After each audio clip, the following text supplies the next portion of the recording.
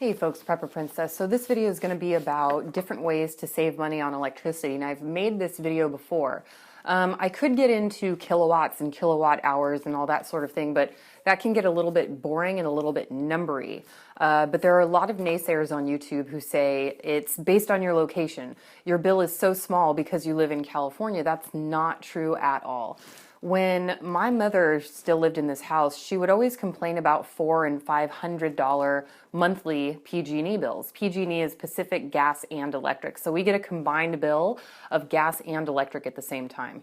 And her bill was always extremely high. And when I would show her my bill, for like $20, $25 in my one-bedroom apartment, she would always say, oh, it's because you live in a small apartment. This is a big house, and big houses use a lot more electricity.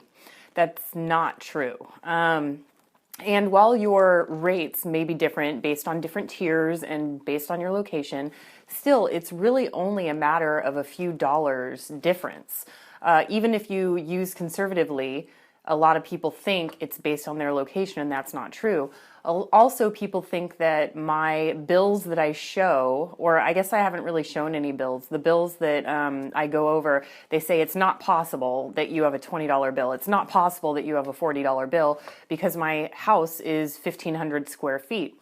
So I've got my bill up on the internet, and I'm just going to show you guys real quick my bill, but I got to turn around the camera, so just 1 second. Okay guys, so this is my bill for the month of November, or today's November, it's the end of November. So my bill was $37.81 due on December 12th. My last bill was $22.80, as you guys can see. All right, I don't get any discounts on my bill. Okay, I just get regular bills just like everybody else. So for those of you who say, that's not possible, it is possible. And I'm going to show you guys a couple of the tricks that I use. Okay, first trick, first and foremost, is that I do not use lighting during the day. I use my light from the sun. Okay, this is a big window and I don't use lighting. Okay, it's off. Okay, just an example, guys. Here is another room where I'm using natural light from outside.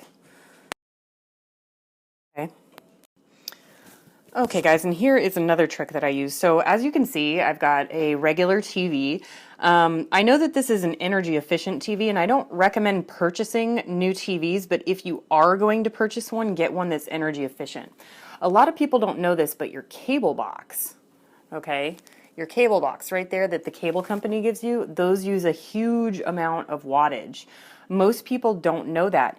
And when you have the things turned off, okay, but they're still into the plug, they're using a huge amount of phantom power. You can tell that because there's always a light on one of these when they're still plugged in.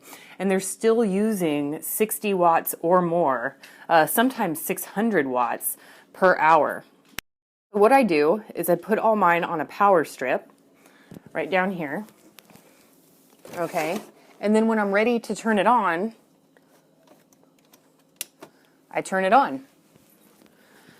And that is, because I don't really watch that much TV, that is off for about 20 hours a day. Okay, so that saves you 20 hours of a 600 watt box. Just look on the back of the box to see what type of wattage it uses. Everything's a little bit different, but that's one of the things that I do. Another one of the big energy users in a house is your refrigerator. Any refrigerator is going to use a huge amount of electricity, and this refrigerator is a lot smaller than the standard fridge, and I keep it on setting 2 because that's really all you need to keep your food cold. I got a couple of bumper sticker magnets that I made myself. Those bubbles in them, totally my fault. And somebody's playing with, what are you doing? Rocky, what are you doing?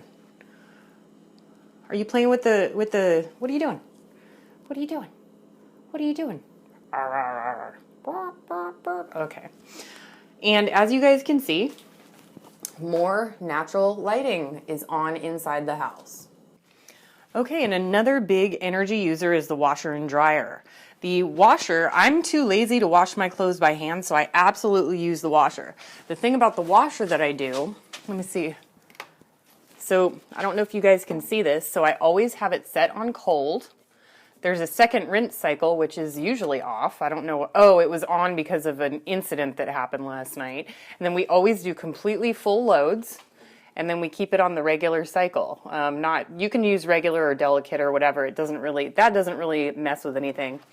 And then when I come over here, I always put it on the shortest cycle possible, using my own homemade laundry soap, which you guys, I think this is not Tide, this is my own homemade laundry soap that you guys know of.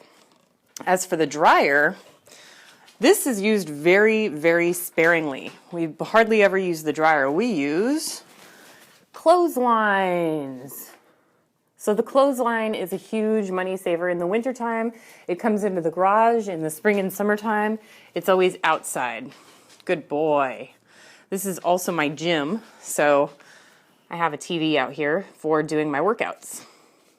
Okay, so as you guys can see, everything remains unplugged while it's not in use. This is everything from the microwave to the coffee maker, the toaster oven, the food processor, anything you can think of. It's always unplugged, see? Unplugged, because even if you're not using it, it's using phantom power. Think about this. With the microwave, usually you can see the time up here because you guys are using electricity for it to tell the time. Just think about it that way. You're not really using the microwave. It's just telling you what time it is. Okay guys, and just one quick tip real quick. It doesn't really have to do with electricity, although as you can see, I am using natural light from outside in order to light my bedroom. One thing that you can do if you really feel down in the dumps is just make your bed. I know it sounds really simple and easy, but for some reason it just makes you feel a little bit more human when you've got a made bed. And again, use all natural light.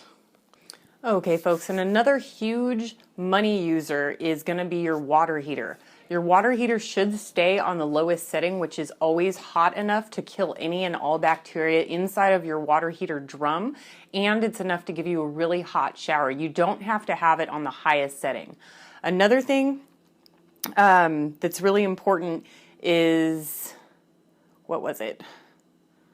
Oh my gosh, I can't think of it. Hold on. Okay, I just remembered. It was the heater and air conditioner. In my house, I am fortunate enough to live in a very moderate climate, so I very rarely ever turn on the heater. The heater goes on maybe 5 times per year, and the really cool thing is that when I first moved into this house, the first thing that I got as an investment, and I do call it an investment, was insulation. I had a company come out and punch out holes in the wall and fill every single wall on the exterior of the home with insulation. And when I was a little kid, you would go to bed, because it was a single mom and she didn't have any money, so she could barely use the heater, and you'd go to bed and you'd do the and then smoke would come out of your mouth because it was so cold in the house. Doing the insulation around the exterior of the house stopped that from happening. That cost about $1,400, but it has remained much more comfortable in the winter and summer here. Another thing that I did the insulation in the attic myself with the rollout insulation, and I put that in all by myself. That cost about $700 for an overall total of about $2,100. But given the fact that I've lived here about 7 years, and my mother's bills were about $400 to $500 per month, and mine are, as you can see, between $20 and $40 per month, I consider it a really great investment that I've already made my money back on tenfold. So those are some of my quick tips to use less electricity. I highly, highly, highly recommend getting the plugs, you guys know I can never remember the words. I don't speak very well. You know, the thing where you plug it in with the switch that I just showed you guys. Yeah, I know there's going to be a million comments with people saying what it is. So that's it for now. Do what you can with what you've got. Prepper Princess out.